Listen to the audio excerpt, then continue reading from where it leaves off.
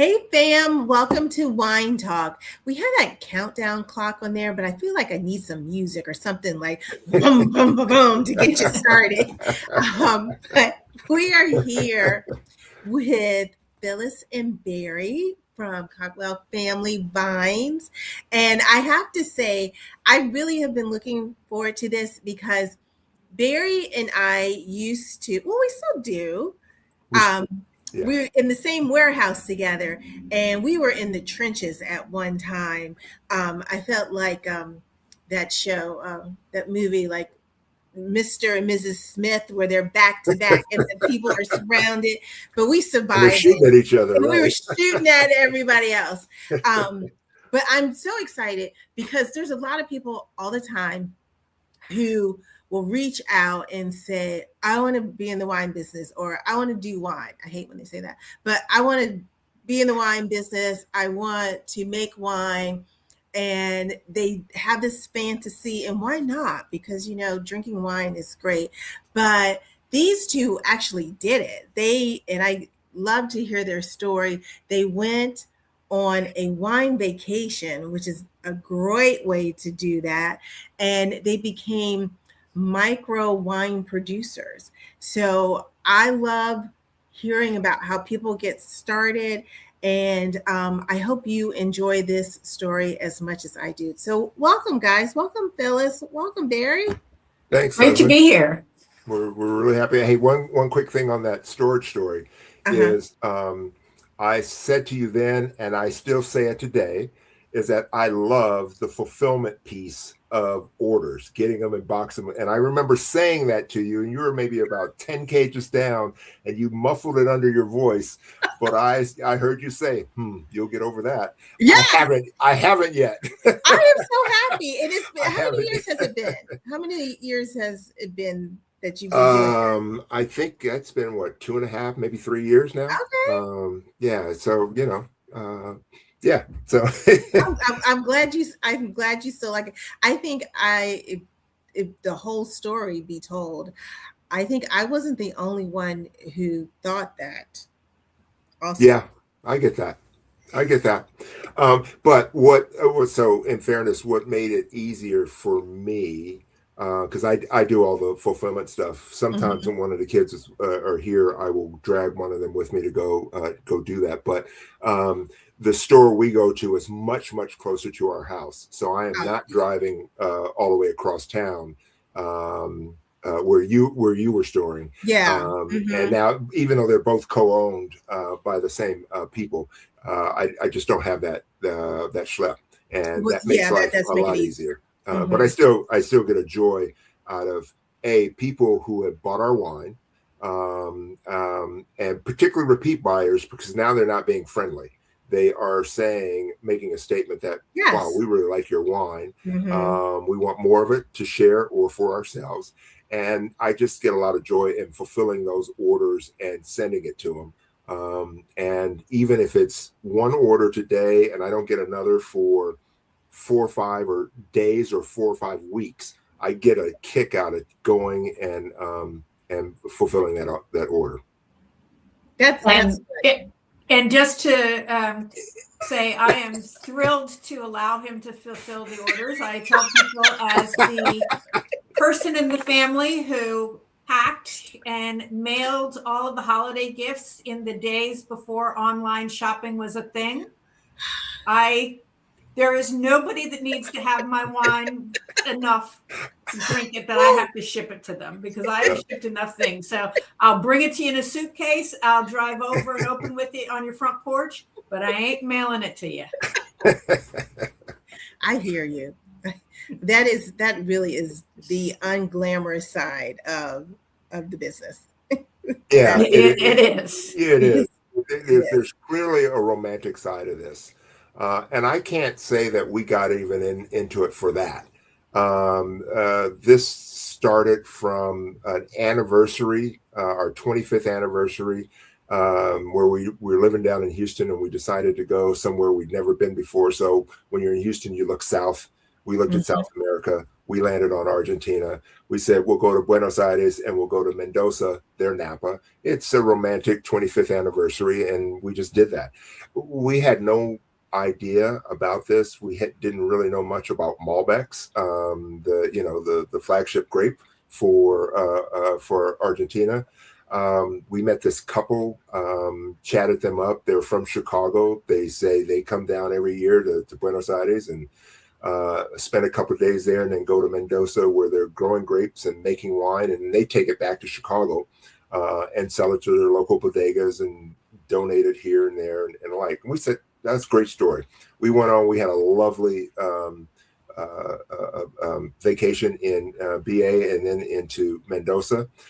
2 years later, the New York Times wrote about this, and we called this couple. They said, that's exactly it. Okay, now what is a great story now has verification, and we went on. But then our 30th anniversary, we said, hey, let's go back to Buenos Aires because we like it so much, but let's go to that part of Mendoza. Before we were in Luján de Cuyo. This, where we are today, is in Tunuyán. It's in the higher altitudes, in the foothills of the Andes. And let's just go check it out. And we did, and really enjoyed what we saw. Decided not to do anything. Came back home. I don't know, maybe 3, 4, 5 months later, they had a road show here in DC at the DC bar. We went to that, and what tipped it for us, Leslie, and I think it's somewhat indicative of wine and the experience with wine, was the community of people. There were a handful of folks from the DMV area that were owners. They had their own acres there, and they were just really cool people, all kinds of different folk, and they were just high quality, good people. And so I looked at the sales guy and said, okay, we'll get one. He said, you really ought to get 2 acres. And we're sort of feeling ourselves at that point. We said, okay, we'll get 2. So we got an acre of Malbec and an acre of Cab Franc, and walked out of there and say, what the hell did we just do? But it's been a lot of fun just learning how to do this. So, and I would just say, let me just add to that. What really sealed it for me is, as Barry said, it was our 30th anniversary. We were also approaching our 60th birthdays. Big milestone birthdays were coming up for each of us. Our youngest kid had just graduated from college. We had just were at the point of taking retirement from our careers. And so we said, we have been pretty responsible, hardworking, sensible people doing all these things. So let's go blow it. If there's a time we are, young enough to still have fun with it, but secure enough our kids are out the door, that if we really just, have made a huge mistake, it's okay. So it was really just like the timing was right. And we bought right before the pandemic. Yeah. And so, to do that in 2019, and then have a time when everybody's reflecting on what is important. The fact that we were starting to make wine in a beautiful place in a great community was a solace. It was just, so the stars align if you're a person like me that believes in stars and moons and suns. And Leslie, she had 2 rules for us getting into this. Okay. She said, we're not getting divorced and we're not going broke. 3 rules. Okay, I picked one. Have fun is the 3rd. Oh, have fun. Yeah. Right. Have fun, stay married, don't go broke. Right. So far, so good. Right. It seems like it works out. So how often do you go down? Like, how does that, because I know people who, like, they live in Maryland and they work with the winemaker in California. And, that's a 6-hour plane ride, 5-hour plane ride, right? You know what I mean? Same language, but this is in a totally different country. Yeah, it is about 15 hours if you put it all together, depending on the route you take. But we get down there about once a year. Usually it's, so let's back up. We've got 2 acres and about a 950 acre planted project that's about 1,500 acres. They also have some housing there, some villas, and it's a resort. But it's surrounded by vineyards and several working wineries. There's as Phyllis has described it, she can do it better. It's think of a condo where you pay a certain amount. You got a base level of work you have to do on how it's farmed. You can do more farming if you want. So when we first started, rather than going premium grapes and producing a large yield of grapes, we went really ultra premium, which means you're dropping a lot of fruit to the ground, and those remaining clusters are getting all of that terroir. Right. The high altitude, the hot days that the grapes are toughening, the cool nights where it's really consolidating there, and you're getting some really gorgeous fruit. But your yields are pretty low, and the amount of bottles that you're producing from those yields are lower. And that's what we decided to do initially. But we get down there about once a year. There's an owners conference where we're sharing ideas, enjoying each other's company, because we're mostly Americans, but there's a lot more South Americans and Europeans that are part of this, that come in and enjoying it. I took the kids down now 2 years ago. They're all 30 somethings now, for harvest. I'd never done a harvest before, and I really literally wanted to get my fingernails dirty on that. I get intellectually clipping clusters and sorting berries and the like. I had no idea, honestly, getting into this, what happened inside the winery. The tanks, the punch downs, the pour overs, the yeast, the different types of yeast, you work with the must, all of that stuff, all the cleanliness that you have to do, some of the biology and stuff that's taking place. It really was fascinating. And we got a little bit of a thimbleful in that experience. And it was a great time for me with the kids doing that. Is it mandatory? It is not mandatory. That was actually something I pushed for. You push for it to be mandatory or not to be mandatory? Oh, wait, for the kids? No, it's not mandatory. Are you asking, Leslie, whether it's mandatory that you go to Argentina? And no, is it mandatory for you to participate in the harvest? No, not at all. Not at all. You can do as much as, it's not even mandatory to visit. And so some of the owners in Buenos Aires or Sao Paulo or even Houston, they may choose to go more often. But for us, it's a every other year thing. But in this day of, it's almost like remote work that we do when our jobs are like we're doing with this interview today. There was a hailstorm 2 weeks ago, major in the vineyard, and we received in our inbox a YouTube with the chief agronomist walking the vines, and the winemaker Pablo was on there too. So it's we get reports, and so you could outsource 100%, or you could get as involved as you want. And so as Barry said, he chose to go down and kick the tires with harvest with the kids and experience it. But you were really their idea is you turn wine lovers into winemakers, and we're all on a different journey on how we want to do that. And they meet you where you are. And that's the thing about doing it in community, is now that Barry's experienced the harvest and talks about it the way he does, other people are saying, I'm going to do that. Yeah. Look,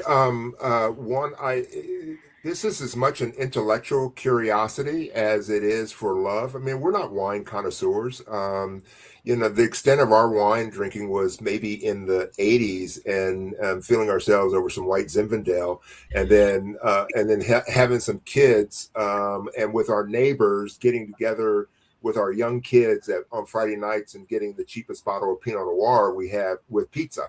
I mean, that's what, and then we evolved into learning a little bit more about wine and liking it to where we are today, where we're digging in a little bit more around it. But we could be uber passive and just pay some money, and they'll harvest and they'll make wine and they'll send it to us, or we can dig in a little bit, and it really I prefer that because it helps in telling the story. If you visit our website, caldwellfamilyvines.com, you'll see the kids and me engaging in the activity of the winery, and frankly, it helped them appreciate this a little bit more of sort of how real this is. And I will admit that I can even make that seem a little bit glamorous, but that is really hard work.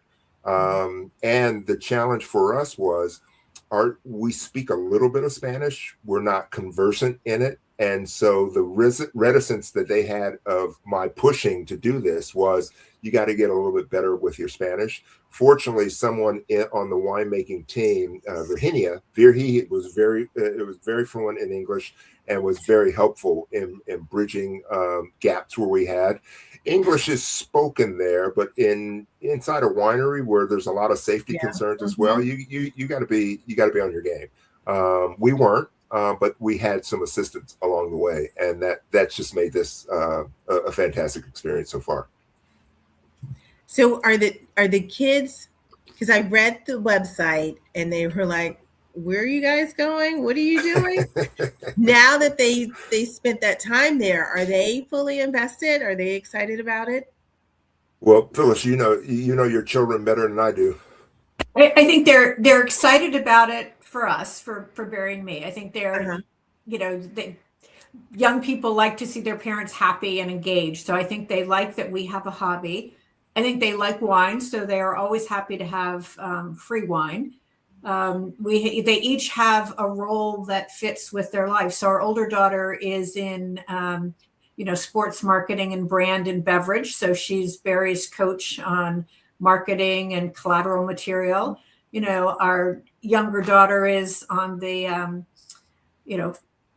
cool list of drinking. And so she markets it to her friends when she's out. And our son is an operations type. And, he helps me think about the things of, flow, bottle flow, harvest, that kind of thing. So they each play in their own way. But I think it's, to them, their biggest joy is 60 seems like an old age to them. And so it gives them happiness that, gosh, you can still have fun when you get old. Right. Oh, you can still here, Mom, here's your tea, Yeah. Although I would say that for those of you that follow the Caldwell Family Vines Instagram, you just need to know that the kids have done a lot of tutorials and laugh at their dad on his Instagram things and telling him it looks too much like Facebook. We're improving. Yeah. Like, I understand. I completely get it. So you started out, you said you had Malbec and Cab Franc. Cab Franc, right. But your portfolio has expanded so much. You have one of my favorite grapes, and I love wine. Torontes. Yes. Can you share with everyone what you have in your portfolio? Sure. So we have several vintages and several styles each of Malbec and Cabernet Franc. Our first two vintages are 20 and our 21s. We made some ultra premium Cabernet Franc and Malbec separate Grand Reservas. In Argentina, you have to be aging at least 24 months to get that designation. And again, we sort of went into this whole hog by doing the highest level of farming and sort of the highest level of winemaking that we wanted. We've come back just a little bit on that, but still making a really high quality wine. Then we have sort of the super premiums of our Malbecs and our Cabernet Francs, which just means we kept a little bit more of the clusters on the vines. I think you've had them. We've had a number of people that have had them, and they really enjoy them. After a couple of years, I said I wanted to have sort of a Bordeaux style blend. We got a couple of friends that like reds, but they're not single varietal types; they're blend types. So I said, okay, let's see if we can make a blend. And it's Veytres under our brand Veytres, but it's Peace in the Valley. It's 35% each of our Malbec and our Cabernet Franc, and 15% each of Sauvignon Blanc and Cabernet Sauvignon, Cabernet Sauvignon and Merlot. And the reason why we can do that, as we did with Torrontés, we don't grow Torrontés ourselves, but there's about 36, 37 different varietals that are grown on property. And so we have access to different blending pools, Syrah, Cabernet Sauvignon, Merlot, Sauvignon Blanc,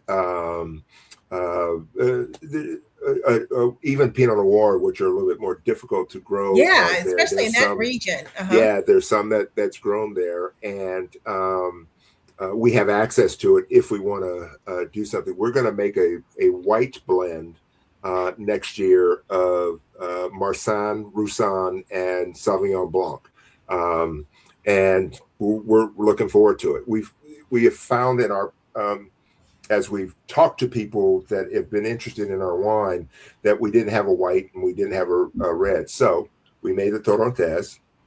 We also have a Riesling that we made in Germany that's tied to this, but it's a different program.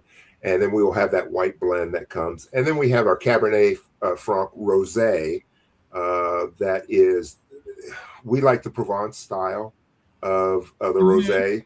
There they call it harvested, where the skins are on the juice for just a very short amount of time to try to get it as pale as you can. And that's always been a lot of fun for people that have bought them. We've sold out of that regularly. So you mentioned, let's just back up for a second. There's so much. You mentioned the Riesling, and you said that was in another program. Yeah. So how does that work? Like, are there other micro programs throughout the globe, and then it's kind of like an exchange, or how does that work?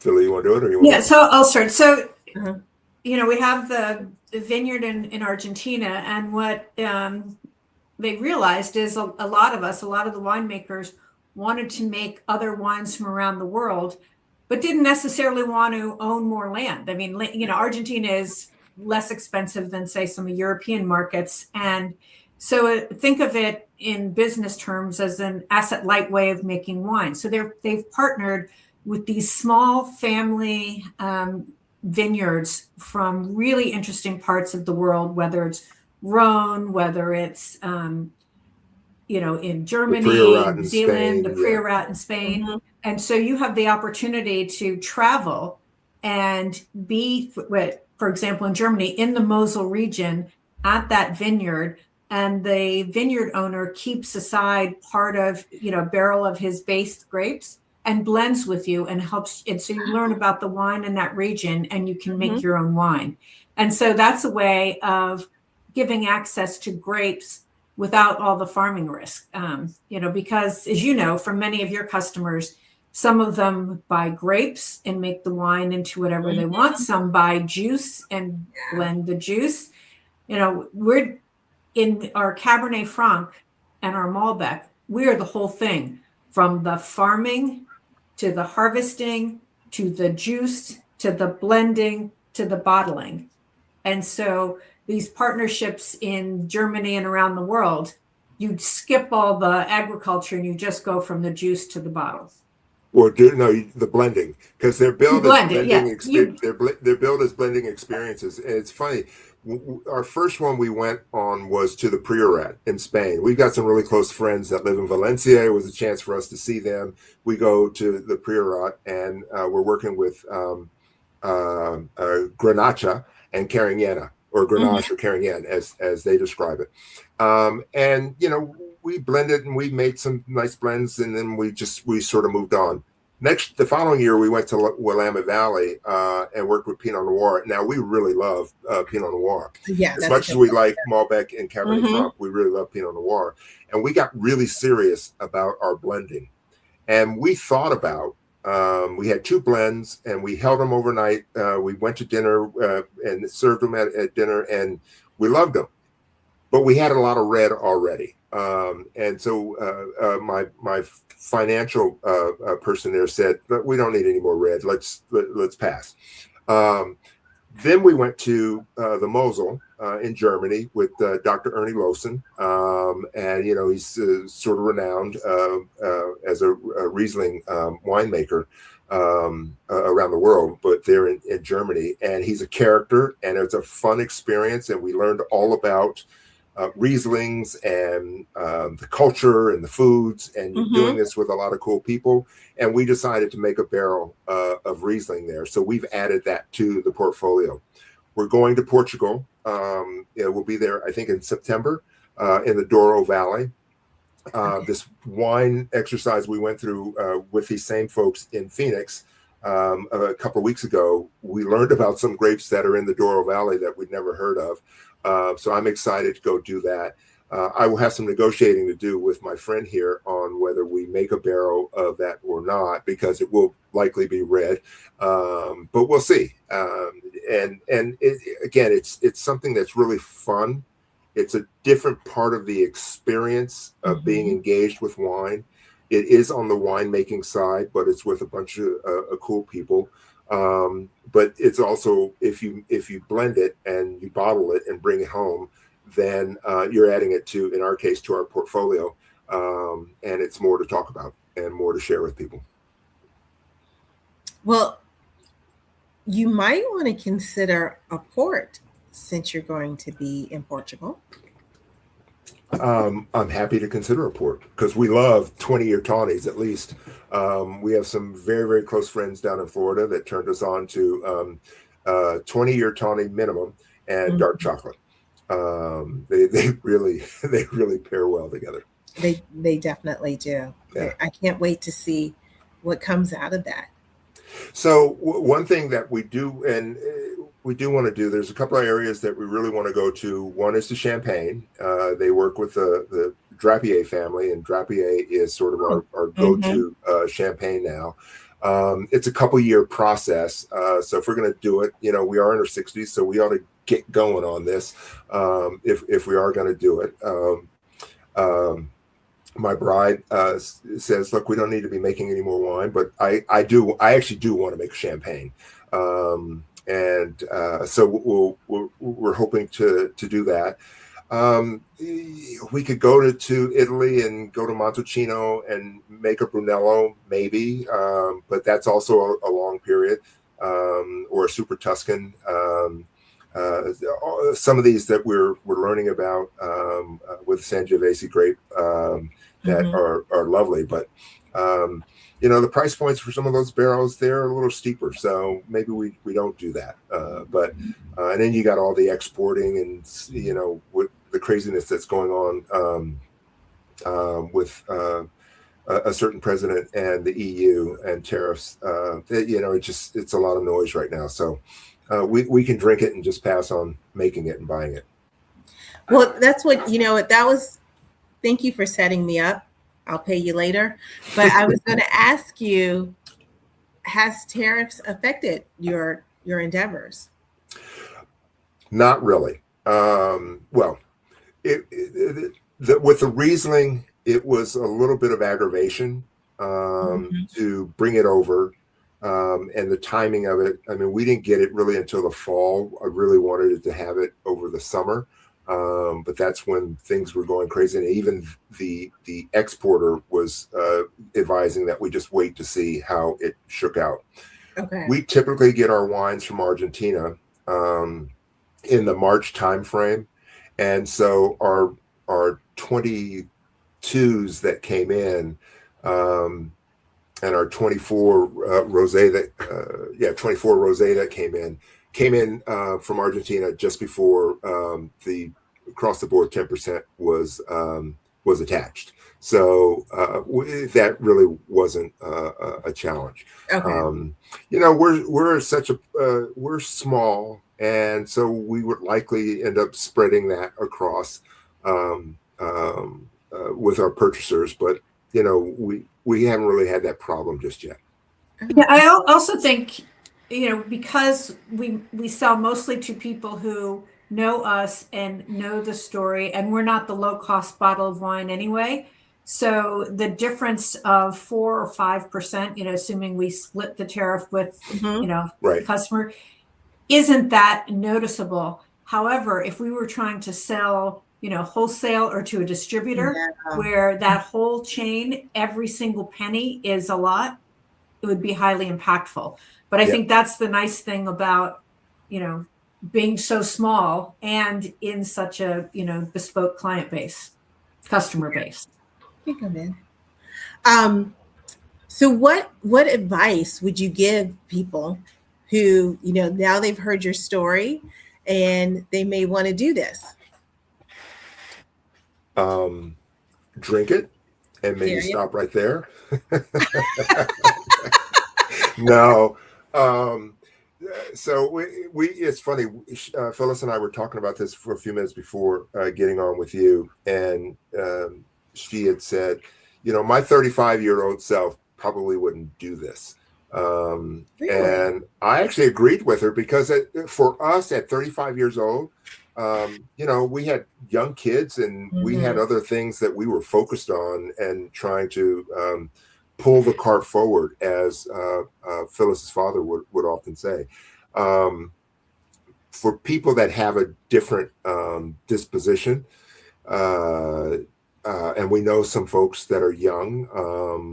There's a young woman from DC, Ward 4 Wines. Maybe you know Justin. Oh yeah, Justin. Yeah. Her father and I went to college together. She's done the cellar rat stuff out in Paso Robles and in California, but she's got her own brand and she's making her own wines, and they're very tasty, and we enjoy it, and we enjoy supporting her however we can. And so that's an example of someone that's young, that's really digging into this and making it work. It's not inexpensive to do. As Phyllis has said, we're in an age now where, and we've accumulated a few things where it's not going to hurt us to do this for a few years. We do need to think about an exit strategy. I'm not sure that this is something that any of our kids would take on without us leaving a big chunk of change to go along with it, because it is capital intensive. But there's a lot of joy, and I think you hear it in my voice and even on occasion in Phyllis's voice about how much fun this is. But it's a lot of work. It really is a lot of work. And you got to have the time for it. Yeah, and I also tell people, and I've experienced it myself in my own life outside of wine, is be very clear on your hobbies and your business. And there are some of us that can make the case for both, but not always. Right. I worked in financial services. I was clear it was my business, and I earned a living to enjoy the hobbies that I liked. I left that and went and ran a nonprofit that was in a hobby of which I was always involved with this organization. I was passionate about it. But then I realized I had turned my favorite hobby into my day job. Yeah. And it was no longer my outlet.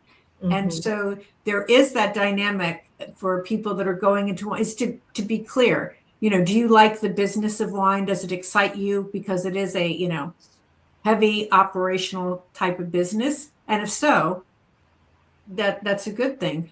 But if you love the hobby side of wine, keep your day. One of our wine friends, she has a part-time job in a bar, very small wine bar, and she's a Capitol Hill lobbyist during the day. But she likes being around the wine. And so I just think it's that, for all of us, be clear on hobbies and business and know the difference between the two and know what you want for yourself. Yeah, and sometimes that blurs for me, Leslie, in fairness. And I get a little bit more dreamy in this. I equate it to, I'm not a very good golfer, but sometimes I hit a great shot and I'm still sucked into playing it. I've gone to one of your conferences, you've done a tasting, and we had some very knowledgeable people at that conference and at that tasting they came over and tried our wine and saw our bottles and said, really like your label. It would stand out. And then one guy pulled me off the side and said, hey, you have some really good wine here. When you're ready, let me know. You need help in moving us along. And that's like hitting that golf ball perfectly. That's just enough to get you sucked in further.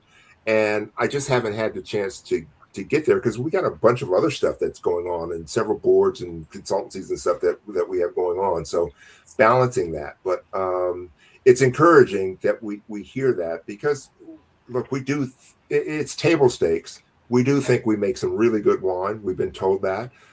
We like what we drink. We make for what we like.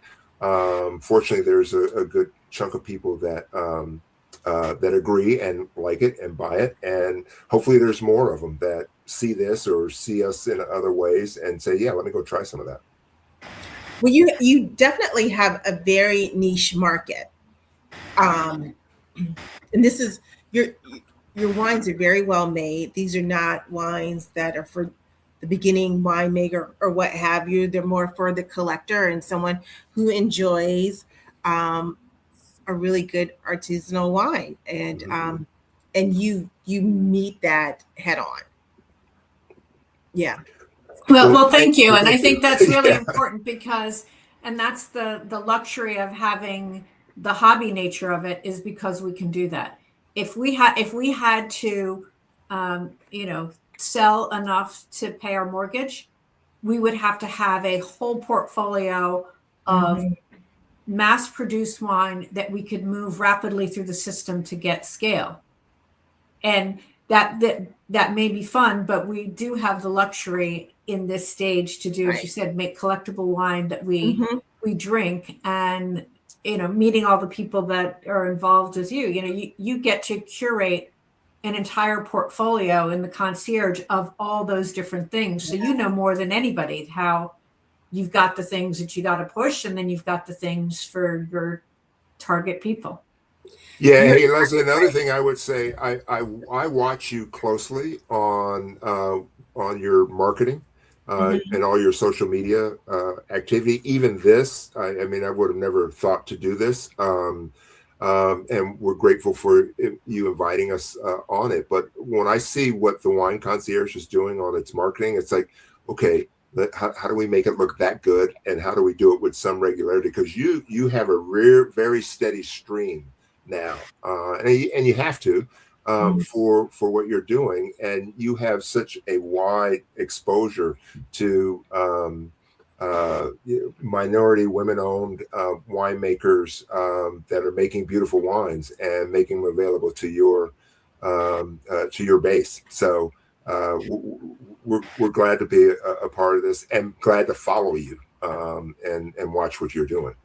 Thank you. It's when we do our selection of wines, I always joke about if it was just based on what I enjoy, it would all be Tanat, and it would just be really big, obnoxious reds. And so, Phyllis, I think you brought out a very good point. Like you have to know your base. You pick some wines that you like, and you may or may not move those as much, but you pick for what your consumer likes and what they enjoy. And so finding that balance, and it's taken a long time to find that balance, is important when you're a wine merchant doing that. Right.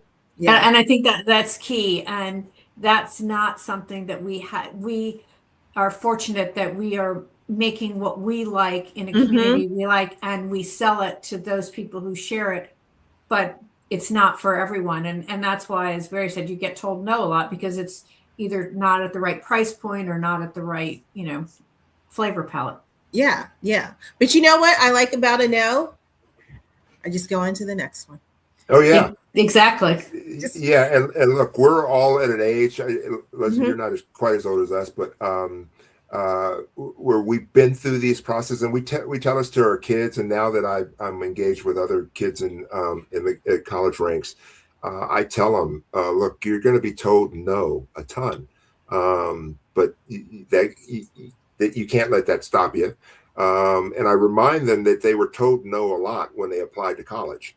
that they probably applied to 5, 6, 7 colleges, and one said yes, maybe 2, maybe 3, but they still got told no. Yeah. So our appetite has been whet by a wine bar in the area that took interest in our wine.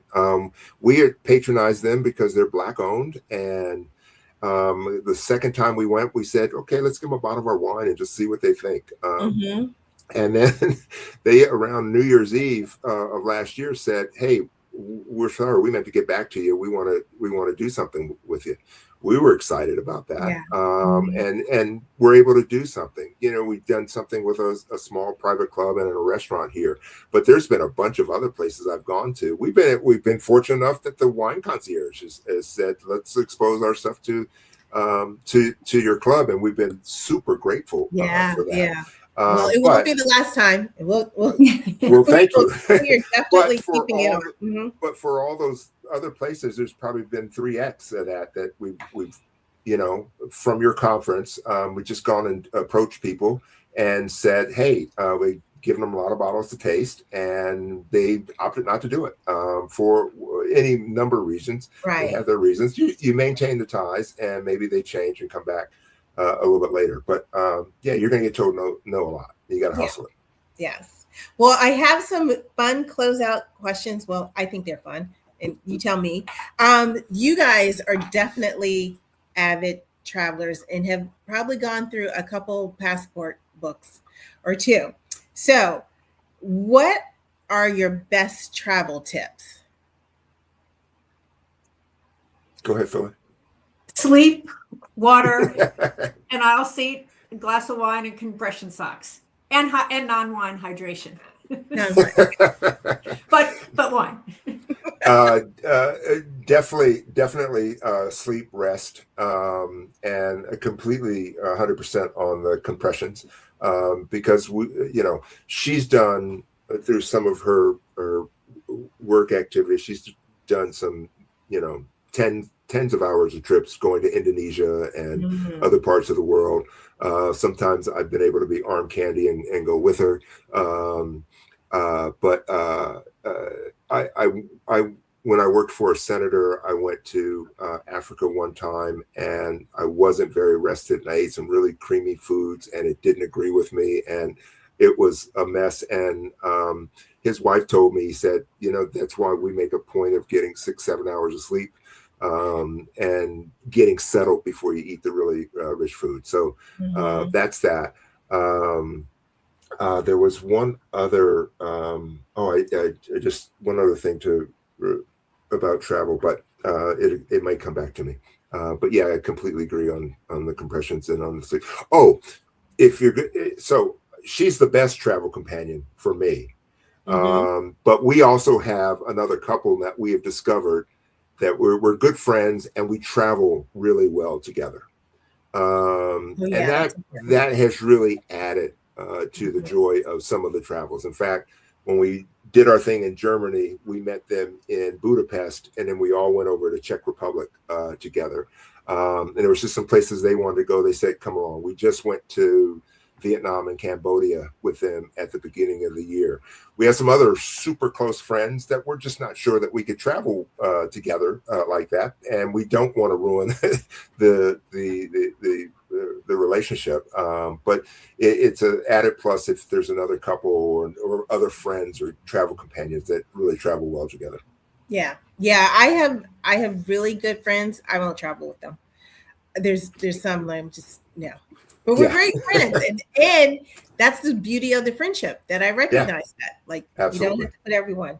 Okay, so do you prefer the aisle seat, window seats, or the I saw the air apartment? I prefer Qatar Airways air apartment window seat when it's your own cabin. That's right. And they give you pajamas too. I saw that. I was like, I don't care where I go. I think I just want to be in that touchdown and then go back in that. That looks amazing. If that is an unusual way for us to travel, I love sitting next to my wife when we're traveling, but she likes aisle to aisle. So whenever we can get seats together, unless we try to go aisle to aisle, and preferably an emergency row exit. I'm close to 6'7", and that's just where I get the additional space, and so we will go aisle to aisle on that. Yeah, in our younger days, since Barry's always going to go in the aisle, I would sit in the middle. But you get to a certain age and say, you know what, I'd rather sit across the aisle from you. I don't need exactly next to you in the middle seat. Yeah, I don't blame you. Okay, so this is the question we ask all of our guests. If you could only have one wine to drink for the rest of your life, what would it be? New Zealand Sauvignon Blanc. Yeah, I knew that's what she was going to say. I can drink it straight. It can make a seltzer. You can make it go with anything. She loves the zest of that, the Marlboro. If it's a Sancerre, she likes it, but it's not the same. So for me, I would have to say, and as much as they say you're not supposed to choose between your kids, I would say Cabernet Franc from Argentina, because the way that grape expresses there, it's really special. I've had French Cabernet Francs. They're lovely, but I like the fruit forwardness of it. So the funny thing about the little story behind that is that, so we have this acre Malbec and this acre Cab Franc, and we're making this wine, and it's 2020. We blended it remotely, and when we were in Argentina, we mostly drank Malbecs and Torrontés. We didn't really drink Cabernet Francs. So during the pandemic, we're in Rehoboth Beach, and we decided to go to the outlet wine store there, and we said we better get some Cabernet Francs from Argentina and taste it. So one we got was El Enemigo by Catena. Yeah, I think we got a Zaccardi and there was something else. And we drank that El Enemigo and said, if ours is half as good as this, we're going to be very happy. And suffice to say, we're really happy. Because go ahead. No, keep going. No, and I think that's the one that I would like. Now I'll probably learn something else. The only other one that I would say, but it would be too sweet, not sweet. I'll explain it in just a second. Would be Chateau de Cam. I had some of that with a colleague of mine at a dinner party they were hosting in Houston, and we had that for dessert. And it wasn't sweet, but it was like the nectar of the gods. Yeah. It was just, but I can't drink that regularly like I can drink a Cabernet Franc, a good Cabernet Franc from Argentina. Yeah, Barry hit on what I was saying, your question about one for the rest of your life. I love some of those big, bold reds that you talked about, and I love it with the food and the meal and the whole thing. But for the rest of my life, the one thing I'm probably going to do is, sit on a porch with my girlfriends. I'm going to play mahjong, and I'm going to read a book. And all those things go well with the Sauvignon Blanc. It doesn't mean I don't like all my other things, but when you gave me one and rest of my life, that's it. That's too funny. So recently, and then I'll let you go. So it's a well-known secret fact. I'm not a big Sauvignon Blanc fan. And so one of my girlfriends, she did an Instagram post, and it was a Sancerre, and she posted, "You got to try this," and she tagged me in it. Like, for those who don't like Sauvignon Blanc, I'm like, oh my God. And the funny part about it was we carry that wine. Because I saw the label, I said, that looks familiar. And then I went and, in the warehouse, so I was like, that's that wine. And I really like that one. Yeah. But that is the exception to Sauvignon Blanc for me. Oh, good. Well, I'll have to, if you can tell me the brand now. If not, I'll ping you after. It's perfect. I'll send you we tried ordering it again because, of course, I took the last one in stock. And our distributor says it's on back order. It's the whole tariff things. It gets stuck at the port and it's just sitting there. But I'll send you the name. It's beautiful. It's a beautiful wine. And then Barry, I was going to say you have to try a Maryland Cab Franc. Okay. It's Maryland Cab Francs are more like Bordeaux. Yeah. And so so not as fruit forward. Not as fruit forward. Okay. It has a little more acidity. Okay. To it, but it still packs a punch. Good. Yeah. Good. Yeah, and you'll see for a long time they only used it as blending. Right. Grapes, but now you'll see more single varietals. So, same question to you. I know you're a fan of Tannat, and I know you're a fan of Torrontés, but either one of those, you could, if you had to pick one or you had another, what would that be? That's a really good question. I wimp out and I say I would have a really good red blend. Okay. Okay. The red blend is the cure to everything. Okay. Well, I'll make sure you get a bottle of our Peace in the Valley. We got a nice little family story with it and everything. That is well, thank you guys so much. Please, aside from finding just a handful of your wines at the Wine Concierge, please tell people how they can find you and follow your stories and definitely have their wine delivered by one of the owners. I absolutely love that, particularly if you're in the DMV. But if you're not in the DMV and we're traveling there, like if I'm going to California where I'm from, or if I'm going to Chicago where our kids, where our eldest is, or somewhere, we're not against taking orders, sticking them in the wine suitcase and carting them out and then delivering them there personally. But you can do all of that by going to our website, Caldwell Family Vines with a V.com. You can follow us on Instagram at Caldwell Family Vines. Same thing on Facebook, but we're and you can also find us at the Wine Concierge in their wine club. Leslie, we're really grateful for the exposure. We're hopeful that people come visit CaldwellFamilyVines.com. If they don't, that's fine. But we hope they do, and we hope they continue to just enjoy a lot of beautiful wines, because there are a lot of beautiful wines out there, and we like to think that we're part of that. So, but we really appreciate the opportunity and love talking to you on screen and off screen and picking your brain for ideas. You were in this before I was, so I'm really glad to talk to you about this stuff. Yeah, and thanks for all you do for the wine community. It really makes sense. Absolutely. Thank you. All right. Well, fam, we'll talk to you soon and have a great evening. All right. We shall. Thank you. Thanks. Take care.